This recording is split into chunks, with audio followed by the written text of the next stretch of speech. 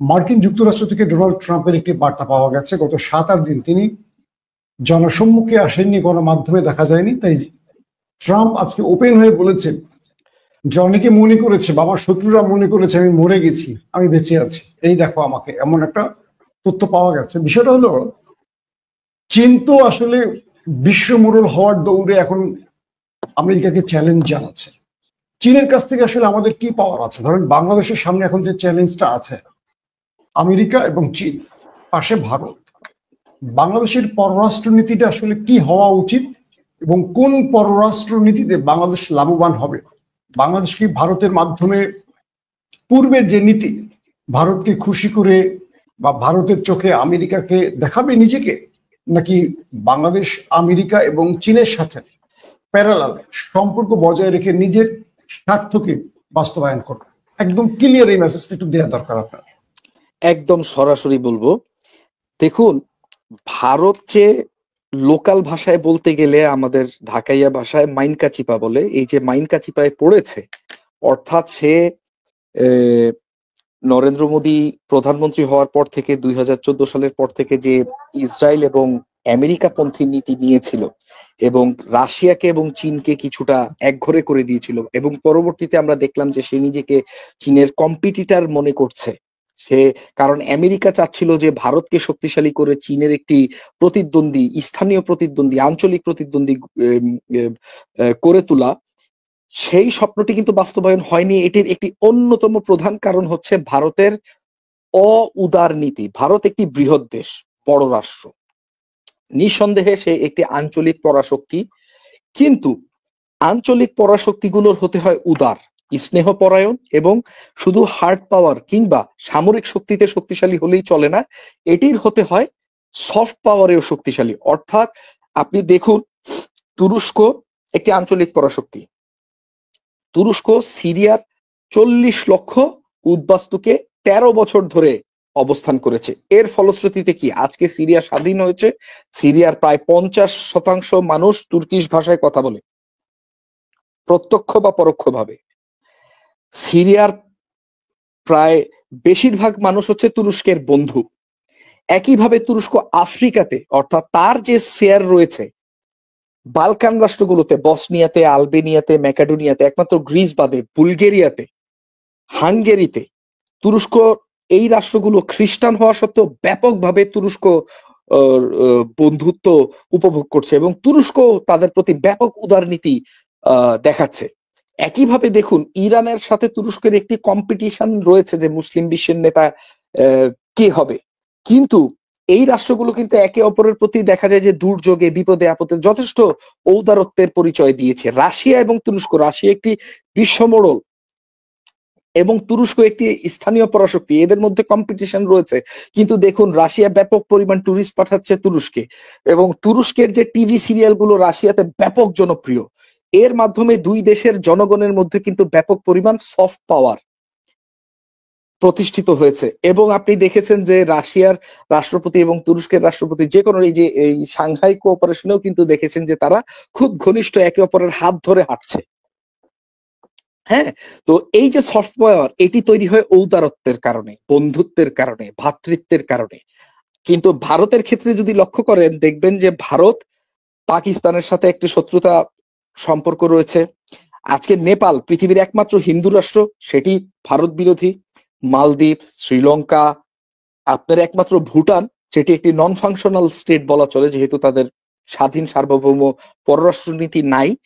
এই রাষ্ট্রটি বাদে বাকি যতগুলো রাষ্ট্র সেমি ফাংশনাল বা ফাংশনাল রাষ্ট্র রয়েছে ভারতের আশেপাশে, তারা সবাই কিন্তু ভারতের প্রতি ক্ষুব্ধ।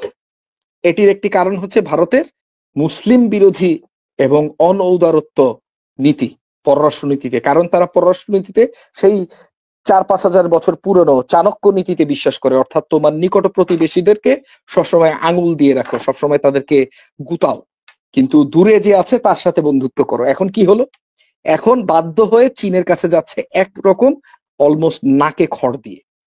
বাংলাদেশের ক্ষেত্রে আসি, বাংলাদেশ প্রশ্নে।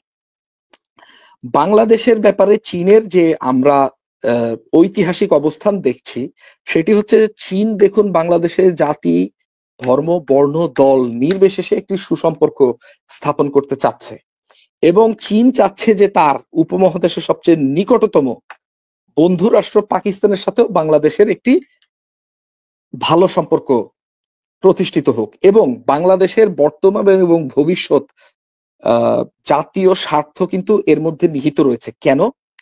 ভারত দেখুন, ভারতের কোনো বন্ধু রাষ্ট্রকে ভারত কিছু দেয়নি, ভারত সবসময় নিয়েছে।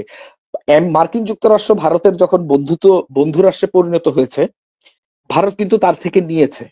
রাশিয়া ভারতের বন্ধু রাষ্ট্র, রাশিয়ার কাছ থেকে কিন্তু ভারত এই যে পারমাণবিক প্রযুক্তি বলেন বা মহাকাশ গবেষণার প্রযুক্তি বলেন, এগুলো নিয়ে ব্যাপকভাবে বেনিফিটেড হয়েছে। কিন্তু হ্যাঁ, রাশিয়াকে ভারত কিছু দিয়েছে, অর্থাৎ ভারত তার প্রয়োজন মিটাতে সমরাস্ত্রগুলো রাশিয়া থেকে ক্রয় করেছে, অর্থাৎ সমরাস্ত্রের ক্ষেত্রে রাশিয়ার সবচেয়ে বড় বাজার হলো ভারত। এই কারণে এই দুটি দেশের মধ্যে একটি সম্পর্ক রয়েছে। কিন্তু এর বাইরে ভারত হচ্ছে সবার কাছ থেকে নিতে চাচ্ছে। আপনি আমাকে একটা প্রশ্নের উত্তর দেন, ভারত এবং রাশিয়ার মধ্যে এত ভালো সম্পর্ক, কিন্তু ভারতীয়রা কেন ঘুরে ঘুরে সেই পশ্চিমা রাষ্ট্রগুলোতে যাচ্ছে?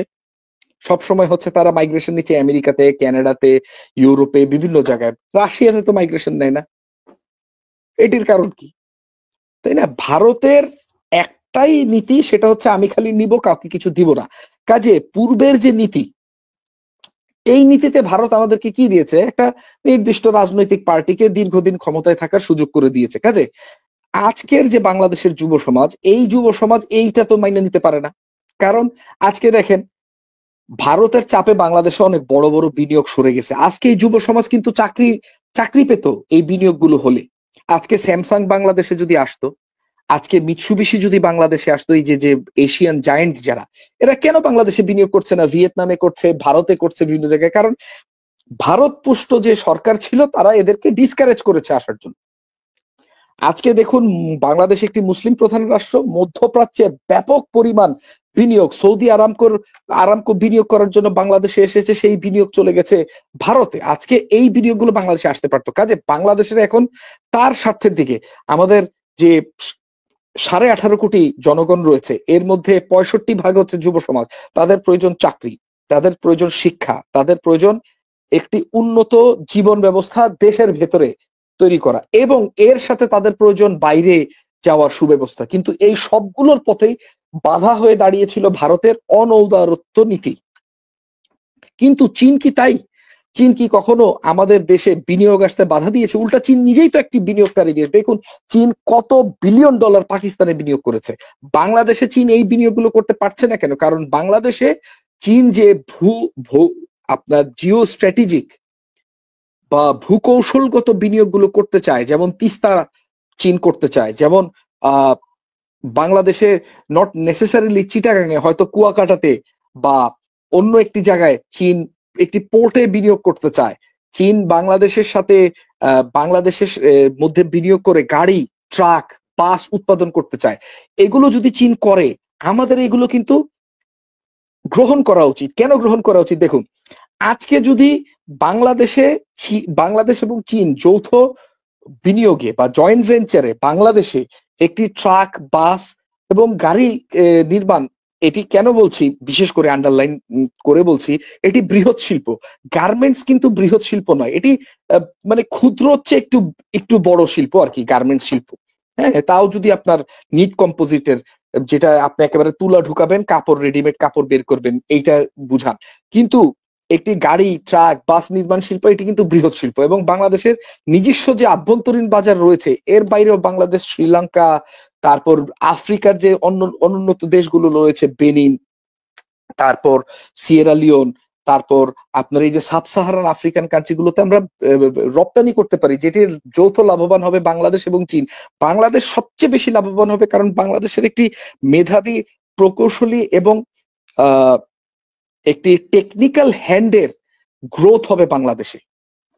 হ্যাঁ, এটা কিন্তু আমাদের দেশের যে মধ্যবিত্ত সমাজটা, এটাকে অনেক শক্তিশালী করে দিবে। দেখুন, বাংলাদেশে কোনো বৃহৎ শিল্প গড়ে উঠার সুযোগ হয়নি, কিন্তু চীনের সাথে এই বিনিয়োগগুলো করলে আমরা নিশ্চিত রূপে লাভবান হব। হ্যাঁ, কি হবে? টাটার ট্রাক, বাস বাংলাদেশে চলবে না। কাজে আমাদের প্রতিবেশী রাষ্ট্রের কিছু ক্ষতি হতেই পারে। দেখা যাচ্ছে যে তাদের যে আমাদের যে পরিবহন ক্ষেত্রে বা ট্রান্সপোর্টেশন ক্ষেত্রে যে একচ্ছত্র আধিপত্য ছিল, এটি হচ্ছে থাকবে না। কিন্তু আমাদের দেশের প্রকৌশলীদের উন্নতি হবে, তারা দেশের ভিতরে ভালো ভালো চাকরি পাবে, যেই এক্সপিরিয়েন্স, যে অভিজ্ঞতা কাজে লাগিয়ে তারা বহির্বিশ্বেও চাকরি নিতে পারে। কাজে নিঃসন্দেহে চীনের সাথে আমাদের বাণিজ্যিক এবং ভূকৌশলগত সম্পর্কর একটি অত্যন্ত গুরুত্ব রয়েছে।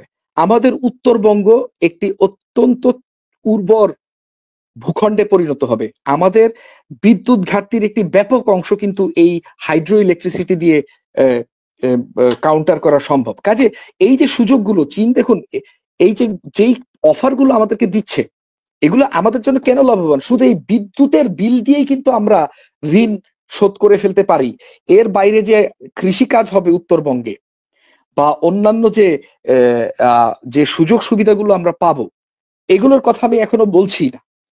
কাজে চীন যে অফারগুলো দেয়, এগুলো আমি মনে করি বাংলাদেশের জন্য সুবর্ণ সুযোগ ভেবে, যদিও অবশ্যই আমাদের এখানে চিন্তা করতে হবে আমাদের জাতীয় স্বার্থ, এবং আমাদের জাতীয় স্বার্থ চীনের সাথে যথেষ্ট পরিমাণে অ্যালাইন্ড।